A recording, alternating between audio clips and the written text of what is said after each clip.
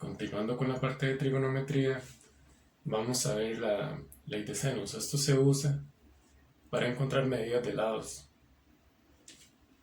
Eh, lo único que hemos visto hasta el momento para encontrar medidas de lados, o lo que hemos señalado para, digamos, como herramienta para tal cosa, es el teorema de Pitágoras. El teorema de Pitágoras funciona para triángulos rectángulos, porque hay que definir la hipotenusa, y no involucra ángulos. O sea, lo único que importa es que el triángulo sea rectángulo, tenga un ángulo recto, pero los demás ángulos no importan. En trigonometría lo que uno hace es involucrar ángulos a todo este cálculo. Entonces, ¿cuándo sabe uno cuándo usar ley de senos o teorema de Pitágoras? Si hay ángulos en el ejercicio, entonces posiblemente haya que usar algún tema de trigonometría. Para encontrar medidas de lados, dependiendo de la fuente de donde uno consiga la materia, puede incluso encontrar que con las razones trigonométricas básicas que se vieron previamente también se pueden encontrar medidas de lados. Sin embargo, la ley de senos es una herramienta un tanto más potente, por decirlo de alguna forma, porque no importa que el triángulo sea recto o no, y siempre va a aplicar cualquier ejercicio que se resuelva con las razones trigonométricas normales, seno, coseno, tangente, también se puede resolver con ley de senos. En este sentido, es bueno manejar la ley de senos principalmente porque así uno se aprende una sola ley para calcular cualquier medida de lado cuando involucre ángulos. Eso es importante. Vamos a explicar primero que nada qué es más o menos la ley de senos. Aquí hay un triángulo cualquiera y aquí puse los tres ángulos internos, A, B y C. Los puse con mayúsculas. Luego puse tres lados, A, B, C también les llamé. Sin embargo, la diferencia es que los lados los puse con mayúscula y en negro. Esto que puse aquí es importante, porque a veces no van a venir todos los ángulos, tal vez solo dos o así. Entonces, uno siempre puede calcular, si hay dos ángulos, calcular el tercero usando la ley que se ve en séptimo, que dice que cuando uno suma los tres ángulos internos de un triángulo, esa suma siempre da 180.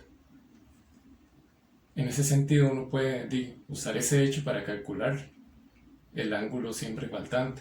Tal vez en un momento vamos a hacer un ejemplo ya con números. La ley de senos en sí es esto que está aquí abajo. Lo que quiere decir es que vean que a cada lado, al lado A, yo le puse al ángulo opuesto una A pero minúscula y roja.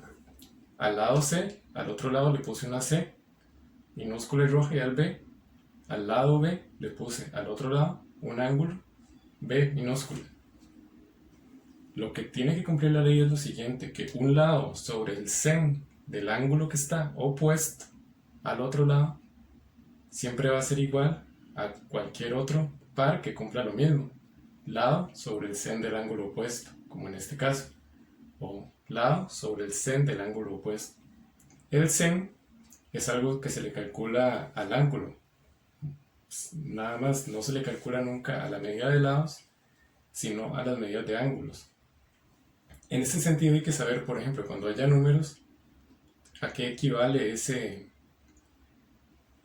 de cierto ángulo, a qué número equivale. En esto vamos a usar una tabla que se brinda en el examen y se las voy a brindar también para resolver ejercicios, donde a uno le dicen el sen de cada ángulo, cuál es el valor que tiene.